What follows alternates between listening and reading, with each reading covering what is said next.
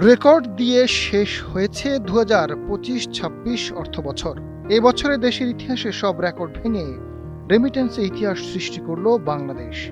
Record ৩৫.৫৬ billion মার্কিন dollar remittance পাঠিয়েছেন প্রবাসী বাংলাদেশিরা। দেশের ইতিহাসে এক একক বছরে এটি এখন পর্যন্ত সর্বোচ্চ প্রবাস আয়ের নতুন রেকর্ড।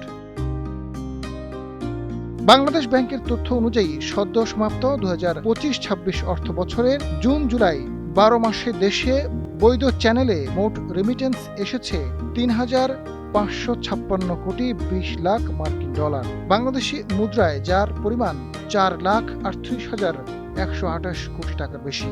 দেশের ইতিহাসে একক অর্থবছরে এত বেশি রেমিটেন্স এর আগে কখনো আসেনি। আগের বছরে রেমিটেন্স এসেছিল ৩,০৩২ কোটি ৯০ লাখ ডলার, অর্থাৎ এক বছরের ব্যবধানে প্রায় আয় বেড়েছে ৫২৩ কোটি ৩০ লাখ ডলার বা ১৭.৩%।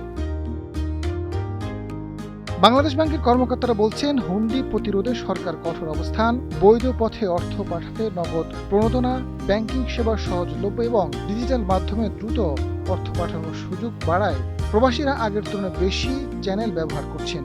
ফলে চলতি অর্থবছর রেমিটেন্সের উল্লেখযোগ্য প্রবৃদ্ধি অর্জন সম্ভব হয়েছে।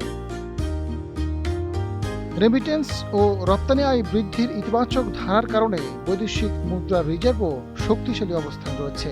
বাংলাদেশ ব্যাংকের সর্বশেষ তথ্য অনুযায়ী দেশের মোট বৈদেশিক মুদ্রা রিজার্ভ বেড়ে দাঁড়িয়েছে ৩৭.৫৬ বিলিয়ন ডলারে। আর আন্তর্জাতিক মুদ্রা তহবিলে IMF BPM ৬ পদ্ধতিতে নিট ব্যবহারযোগ্য রিজার্ভ হয়েছে ৩২.৯ বিলিয়ন ডলার। আজাদ ফারুক, সময়ের আলো।